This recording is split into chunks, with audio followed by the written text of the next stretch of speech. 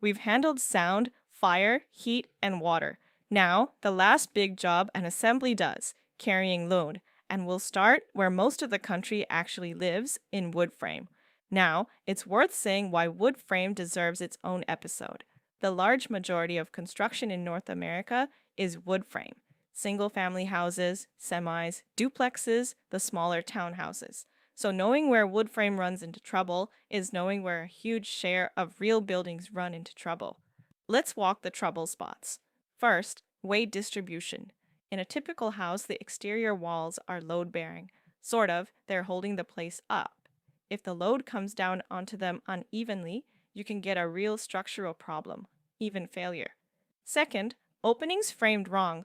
Every time you cut a hole for a window or a door, you remove studs that were carrying load.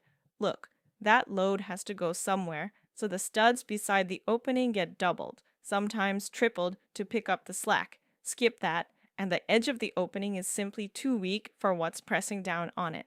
Third, lintels and point loads. The lintel is the beam over an opening, and it can catch a concentrated load in one spot. Picture roof joists coming down and landing right in the middle of a lintel that spans a big window. If that lintel wasn't sized for that point load, it sags and bends, and it can press down far enough to bind the window underneath it so it won't even work. The good news is that wood has such a long tradition here that most of this is worked out for you in tables. We know how many nails a given connection needs. We know what spans and sizes carry what. A lot of wood framing is look it up and follow the standard, not calculate from scratch. But we keep pushing the limits. We design bigger openings than we used to, partly because the way we design houses has changed a great deal over the last 40 years.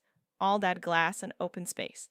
Sometimes the wood alone just can't carry the new spans. When that happens, you bring other materials into the wood frame, a steel member to carry a long span, or a concrete block where you need real strength. The frame stays mostly wood, with stronger help slipped in exactly where the wood would fail. And structure isn't the only worry with wood. There's moisture and decay. Wood that stays wet bends and loses its shape, and given enough time it rots, and then the structure really is compromised. So you protect it. Proper flashing and vapor barriers kind of, to keep rain and moisture out of the framing in the first place. Pressure-treated lumber in the spots where you can't fully trust the water to stay out. Behind showers and bathtubs, for instance.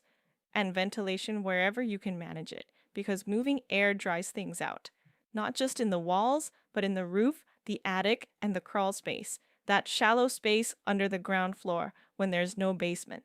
So wood frame comes down to respecting the load path and respecting water. Spread the weight evenly, frame your openings with enough material at the edges. Size your lintels for the point, loads landing on them. Lean on the standard tables, bring in steel or concrete when the wood runs out, and keep the whole thing dry so it doesn't quietly rot from the inside. Now, next time we stay with structure, but look at how the whole frame keeps from falling over sideways, the everyday job site mistakes that bring assemblies down, and the best practices that keep them up.